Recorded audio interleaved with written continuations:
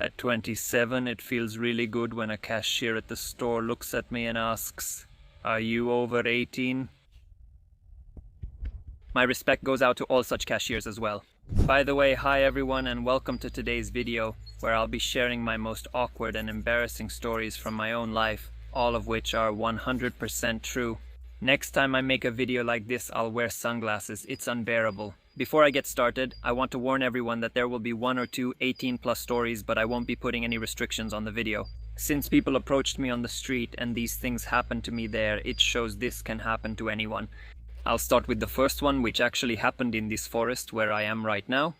I was walking home about 3, 4, 5 years ago. I don't remember exactly, it doesn't really matter. I was just walking, heading home, totally happy. A man was coming towards me. He was a bit older than me, not by much. A man, well, let's call him a man, maybe more like a guy, or I don't even know. He comes up to me, looks me in the eye and asks, "Hey, were you here yesterday? Was it you I talked to here yesterday?" I said no, I wasn't even here yesterday, so it definitely wasn't you I talked to here. I said no, of course not, but still that's what he asked me. But still, I would be up for something like a guy pleasuring me orally. Come on, get out of here. Actually, I reacted more normally to the one than this. I'm telling you, I'm not into that kind of thing. You didn't talk to me here yesterday, so nothing like that happened. But as a bonus, he still asked if I was really sure I wouldn't be into that kind of thing. I told him no, there's no chance, I'm not gay. Even after that, he kept asking. The crazy thing is, he asked if maybe I had a friend who would be into that kind of thing.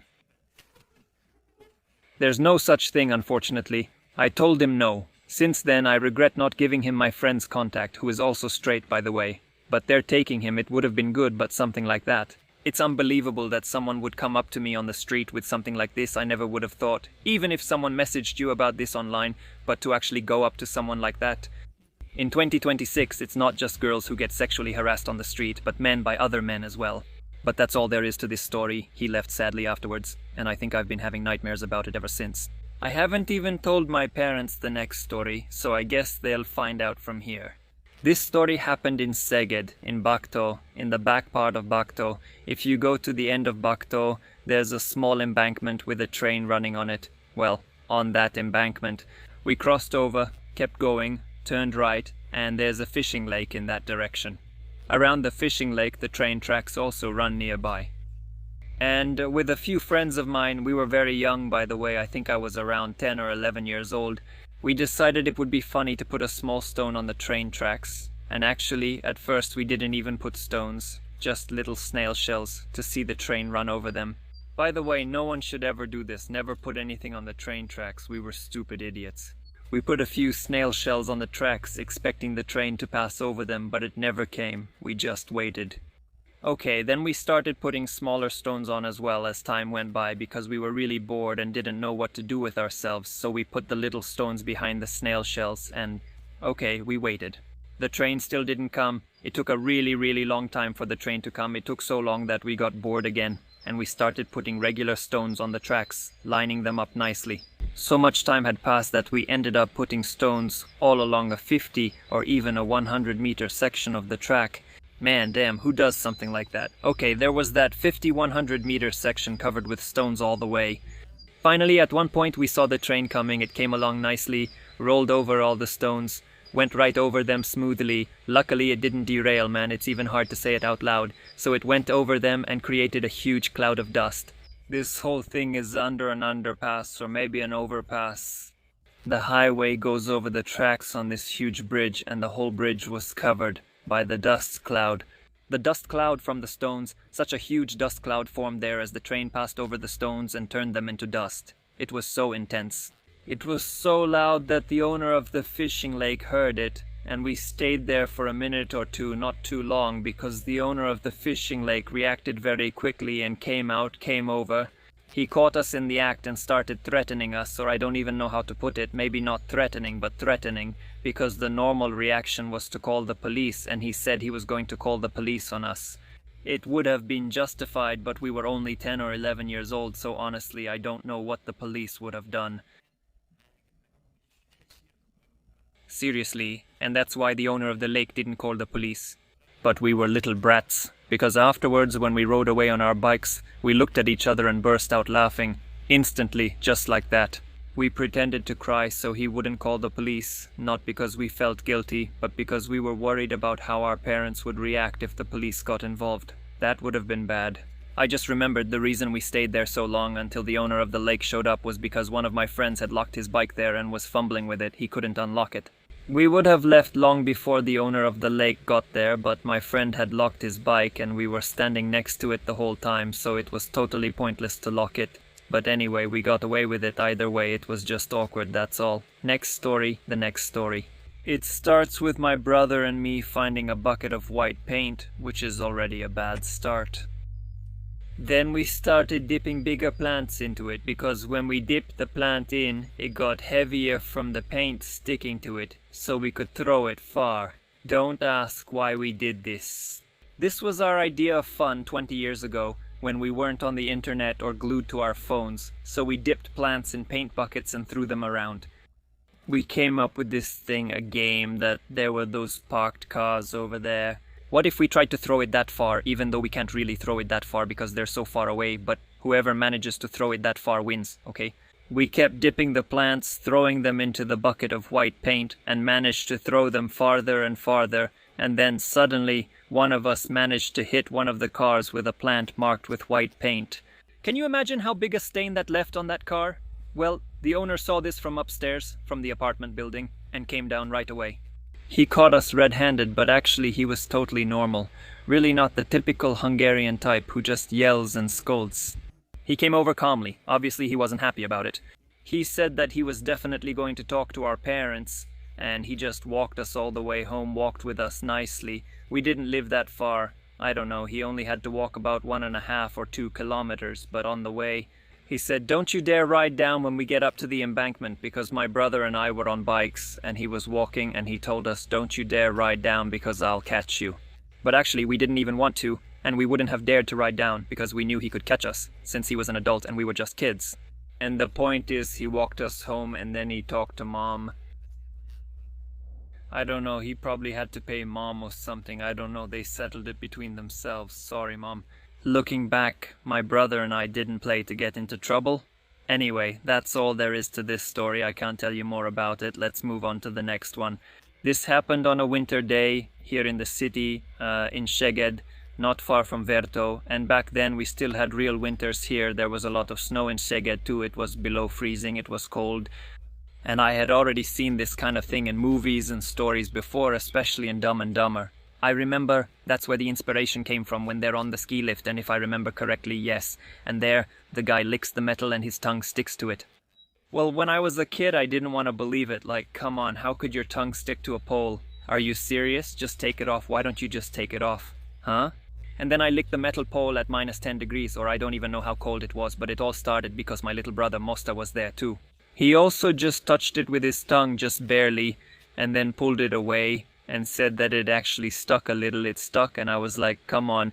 And then I really licked it, tried to pull away with my whole tongue, but of course it didn't come off. My tongue literally froze to the pole, and I was just standing there. Luckily, I didn't panic because I was so young that I didn't even realize how serious the situation was, but I couldn't pull my tongue off. Luckily, my tongue and our house was close by, about 100 meters away. That was my only luck, actually. Wow, damn, looking back now, it's really good that the house was nearby and there was also a crosswalk close by. So the plan was that my friend would bring hot water and pour it on my tongue to melt it off. But while my friend went to the house, I was standing there alone by the pole like this, with my face. Meanwhile, people were crossing the crosswalk to the side where I was, and they just walked past me like this. Now, at this age, it would be much more embarrassing. Okay, it was a bit awkward, but as a little kid you don't really feel how embarrassing these situations are.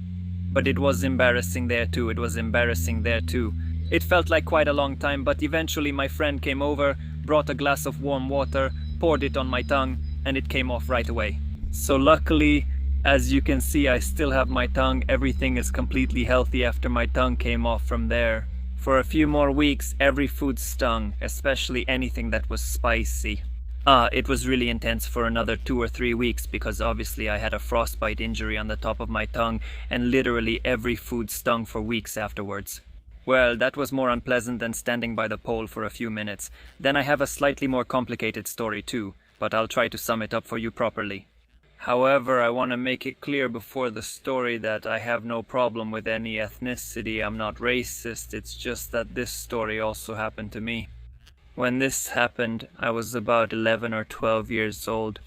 And the point is, in the garden where I lived with my mom and her family, there was a neighbor across from us. In that house lived a guy who became really good friends with my brother and me, and we used to hang out a lot together during the summers.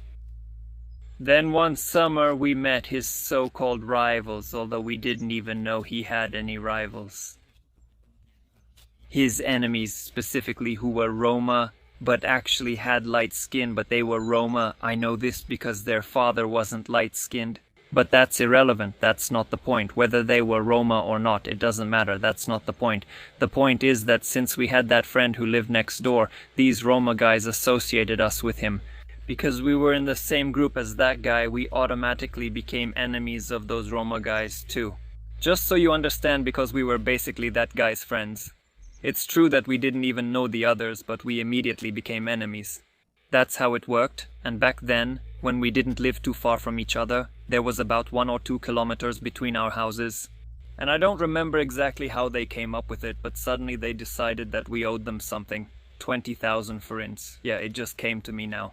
I was there with my brother Mosta, my brother at the time, down at the playground near their house, just keeping ourselves busy, and then several of them came over to us. They always came over in a group to make us feel uncomfortable, always trying to get something out of us, but we never had anything. We were poor, they couldn't take anything from us, but they always came over to bother us, just to make us feel bad. And there was this one time when I was down there with my little brother Mosta, and honestly I was a bit scared. I was just a kid, there were more of them, and they were stronger. Well, damn, and I think it was on one of those occasions when they came over to intimidate us that we agreed, like, yeah, sure, we'll give you money, just leave us alone, and then we could go home in peace. Or something like that was the story, and that's how it started, that we owed them 20,000 forints. But it got to the point where they found out where we lived, and they even came to our house to ask us for the money. Well, that's when my mom told them to get lost, because obviously they didn't come with their parents, just the kids. My mom was able to send them away, and there was one time when we went to their house. I had a little piece of wood with me, about the size of my hand. We hammered nails through a piece of wood about this size, so the nails went all the way through. I can't really show it now, but we hammered the nails completely through the board. If we lay the board like this, the nails will stick up from it. So what we did was we put it behind the wheel of his car, obviously behind the wheel of his parents' car, and of course this didn't achieve anything. They didn't drive over those nails, and basically the nails were sticking up higher than what the wheel could actually run over. So even if they had started driving in reverse, they still wouldn't have been able to run over the nails, and I don't think they even started in reverse anyway. Yeah, and they saw when we put it there by the window, they were looking out, and he asked like this, "So what's up, Petike," or "What's up, Akoska," or something?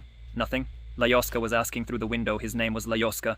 And I don't know if it was this time or another time when we were hanging around their house like this. And I just remembered that I was a street away, with my stepbrother. My brother and that neighbor I mentioned earlier, they were right in front of the house. In front of Lajoska's house, and my brother told me later that this happened, that Lajoska's little brother came out.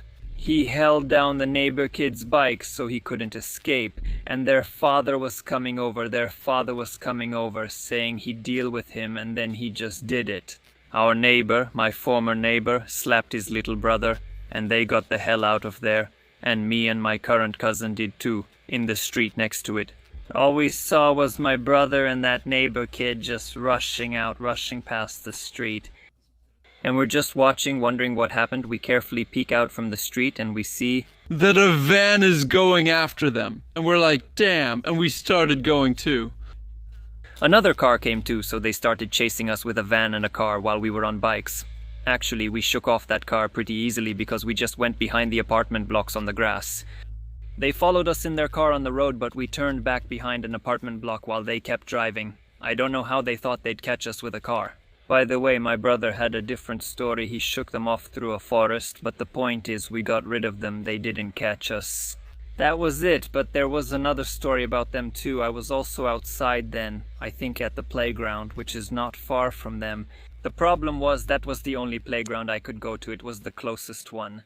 They were there then too. Somehow they ended up there, and there were more people outside, a lot more, but it wasn't their group, yet somehow everyone, so to speak, sided with them. You'll understand what I'm talking about in a moment. So the point is, I started heading home.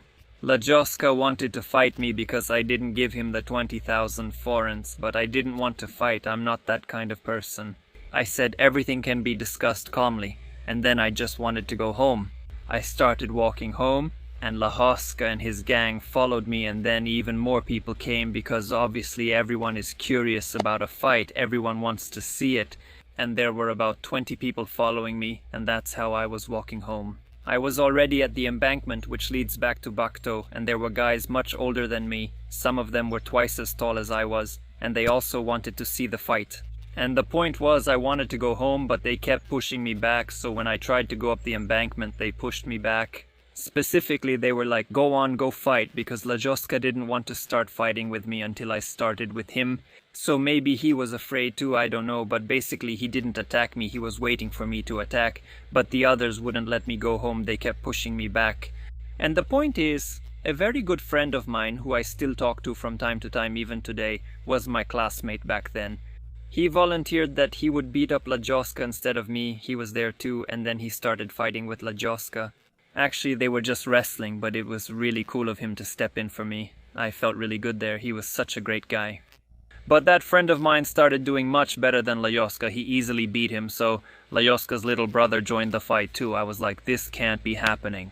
My stepbrother was there and went over because he kneeled down. Kid's head, he bowed down. Meanwhile, my older brother quietly slipped away while all this was happening. He managed to sneak out, because actually none of us were allowed to leave. The older guys pushed everyone back. But when the fight started, my brother managed to sneak away and called our then stepdad, who came out, and everyone scattered. Everyone. As soon as they saw him coming with the car, everyone ran the hell away. And that's where this story ended, which was partly unpleasant. But it was good that my friend was there and, so to speak, protected me. That felt really good. Those were tough times, and I still have a few more stories like this, but I'd like to end this video here for now. If you'd like me to keep telling more stories, make sure to give this video a like and leave a comment. You can also share your own stories. I'm curious about them, and I'd love to have a good laugh too, so feel free to write. Have a great day, and goodbye.